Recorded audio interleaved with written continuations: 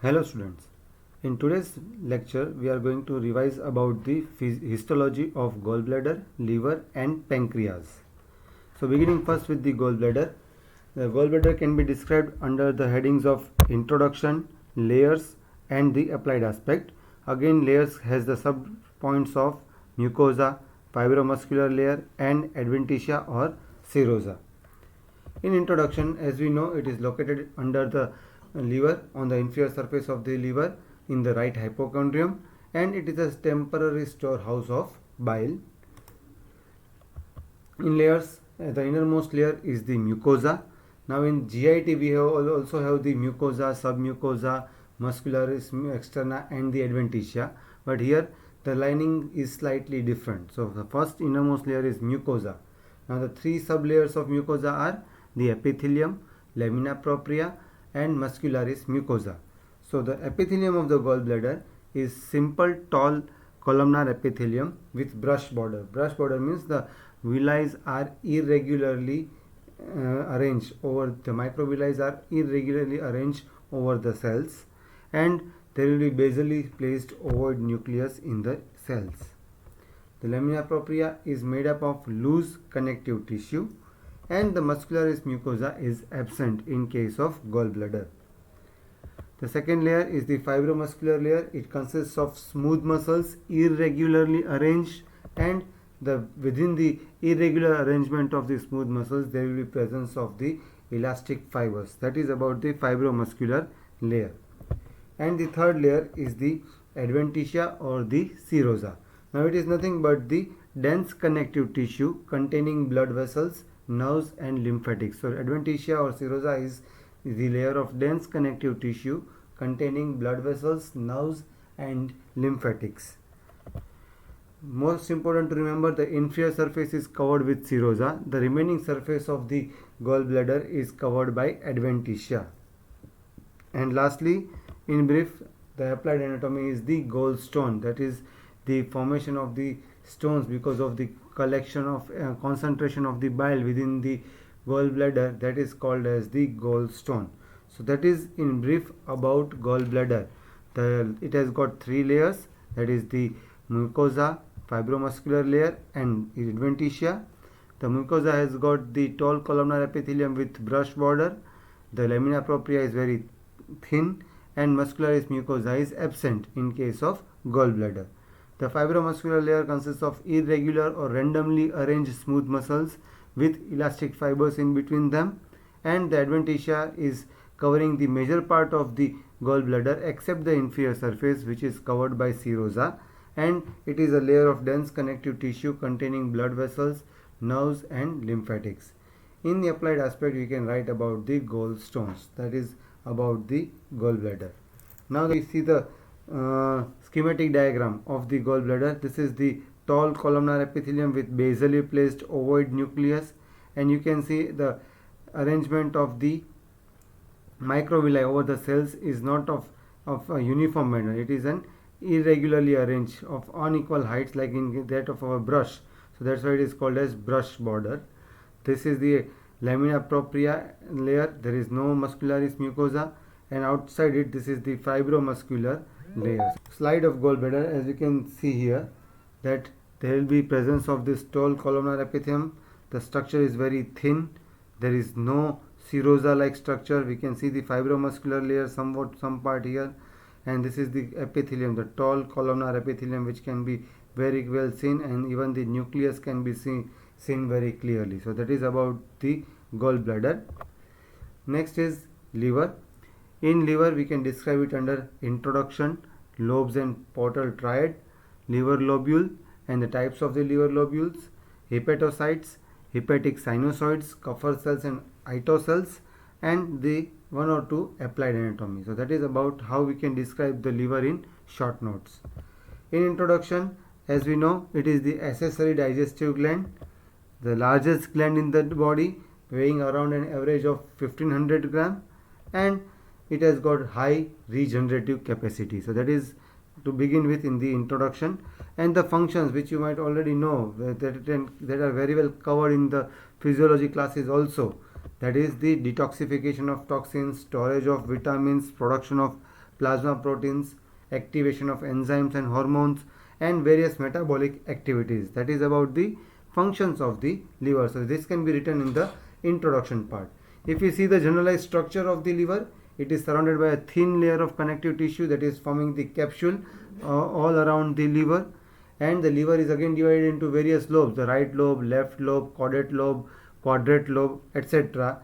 And apart from that, the thin connective tissue goes inside deep inside the liver and subdivides again and again to form interlobular septa, and the branches of portal vein, hepatic artery and the bile duct together course in this septa. They go along with this septa and remain in the collection of these three structures, forming a structure or forming a triad. The triad is known as the portal triad. So the portal triad consists of the tributary of the portal vein, branch of the hepatic artery and the branch of the bile duct. So this is how the three structures are present in the portal triad. So if you see here, these are the various lobules of the liver which are divided from each other by thin septas, and these are the three three structures, that is the artery, vein and the duct, together forming the portal triad. So now what is liver lobule? Now it is hexagonal in shape, not having well defined margins, and that's why the adjacent lobules can get merged with each other. At angles of the hexagon, there is presence of small triangular areas of connective tissue which consists of the portal triads, that is the bile duct, the portal vein, tributary of the portal vein and the branch of the hepatic artery. And in the center of each lobule there is presence of central vein. The major parenchyma of liver is formed by the hepatocytes, which are arranged in the plates of 1 cell thick radiating from the central vein. This you already might have seen in the slides of this liver. The plates of the hepatocytes anastomose to form the three-dimensional network inside the liver, and there is presence of sinusoids between the adjacent plates. Between the plates which are radiating away from the central vein, between the layers of the plates there is presence of the sinusoids. And between the adjacent liver cells there is presence of bile canaliculus. So bile is present on the sides of the liver cells, whereas the sinusoids are present between the plates which is formed by the hepatocytes. So if you see the structure of single liver lobule, so this is the central vein, this is the portal triad, this is the interlobular septa which is separating the one lobe from the other lobules, the radiating hepatocytes which are forming a single plates, and you can see between the plates these are the sinusoids. Here you can see between the plates there are the presence of the sinusoids. So these are the sinusoids present between the hepatic plates. Now lobules of the liver are of three types. Classical liver lobule, the description which you have seen here, that is the description of the classical liver lobule. Then the second type is portal liver lobule, and the third type is the liver acinus. So we will see what are the structures of these three lobules individually. The classical lobule, as we already described, it is hexagonal in shape with central vein in the center and the portal triads at the 6 corners of the hexagon. And here the blood is flowing from the periphery, that is from the portal triad, towards the center, that is the central vein, and whereas the bile flows from the center, that is towards the you can say the lumen, that is central vein, from the central vein towards the periphery. So as you can see here, this is the classical liver lobule. At 6 corners we have got the portal triad.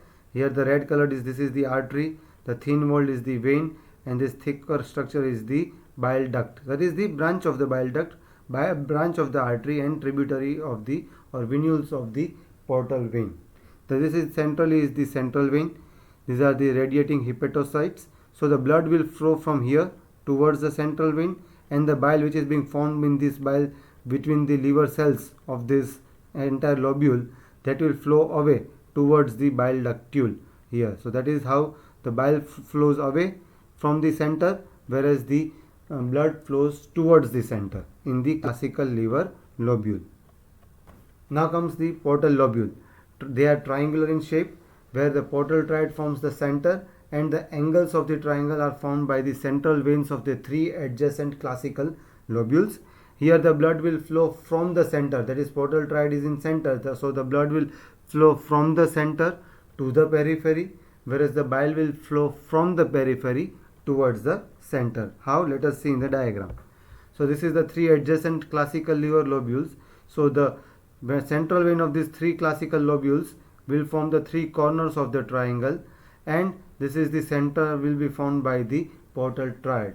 So here the blood will flow from this portal triad towards the central vein, that is away from the center, whereas the bile will be flowing from the periphery, that is from the this adjacent parts here towards the central, that is the portal triad. So that is about the portal liver lobule. The third one, which is the most accepted structural and functional lobule, that is the liver acinus. It is elliptical in shape, where the two poles are formed by the central vein, and the center is there is presence of two portal triads extending laterally, and these zones this liver acinus is divided into three zones on each side. How? Let us see. So this is the structure of liver acinus. Again, the two adjacent liver lobules, the central vein will form the two poles of the liver acinus, and in the middle part extending laterally are the portal triads. Now, so the blood here, it will be flowing from this region towards this region, right?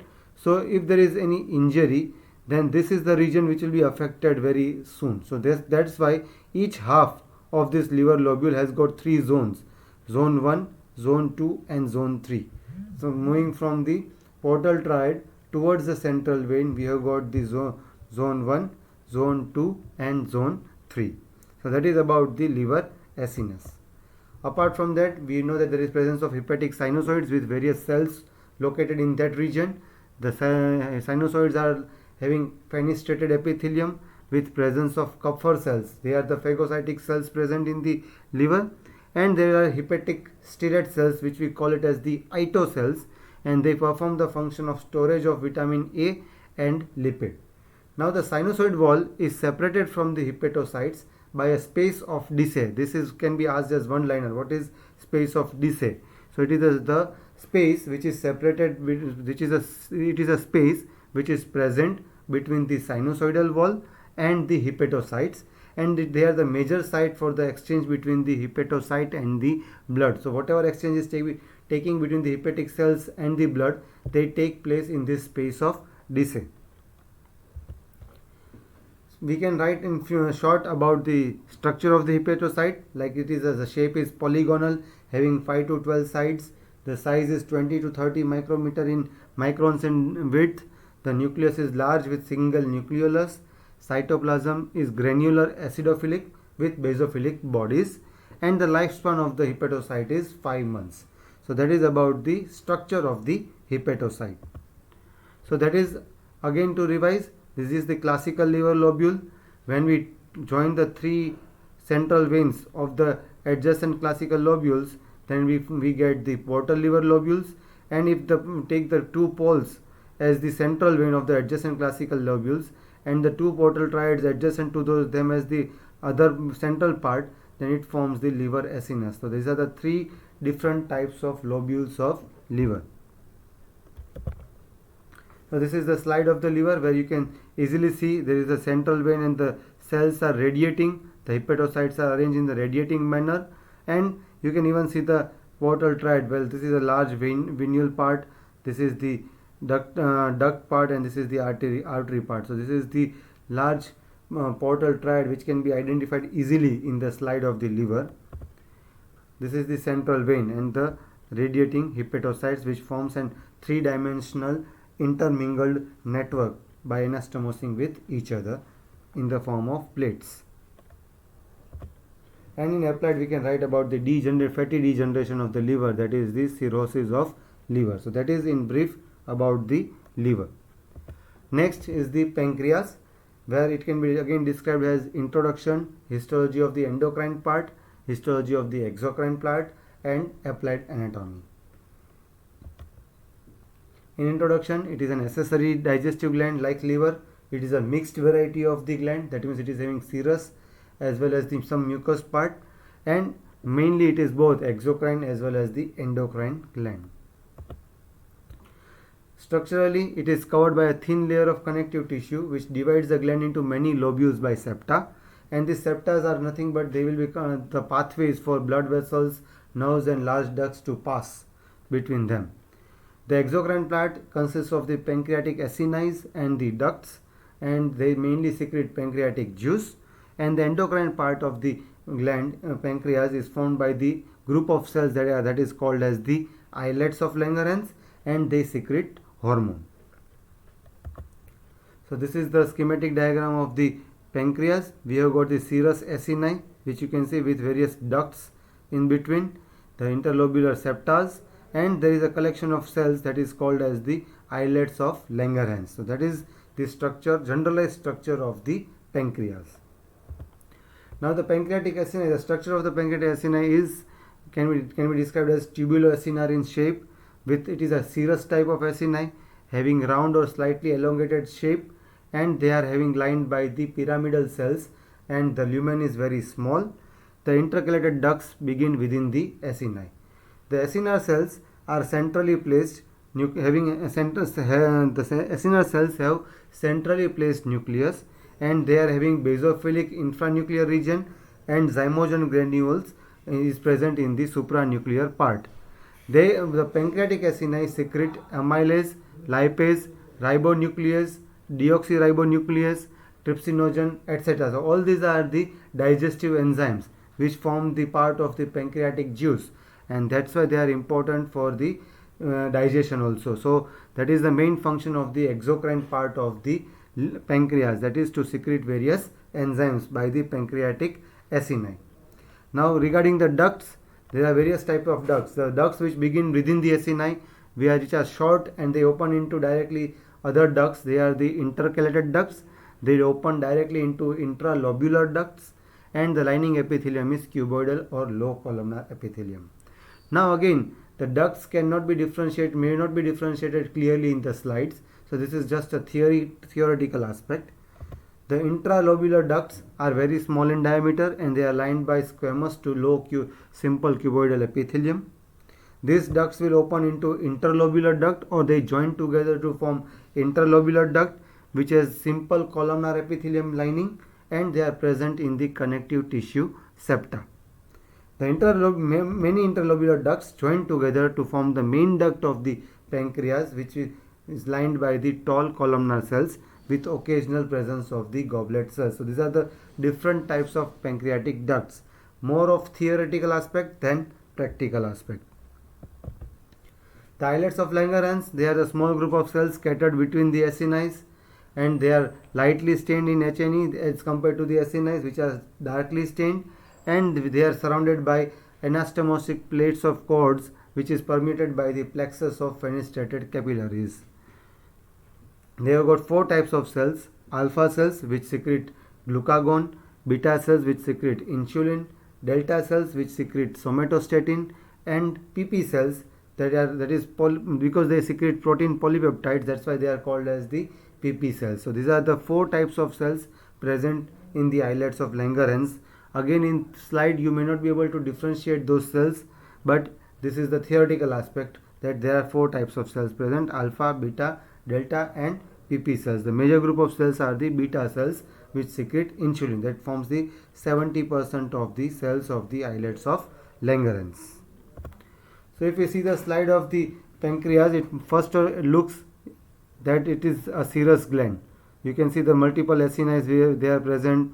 You may be able to find the occasional ducts present in between, but first look is that it is a serous gland. But if you see carefully, within the serous gland there will be presence of this scattered lightly stained group of cells, that is the islets of Langerhans, and thus we can identify or differentiate pancreas from other serous gland.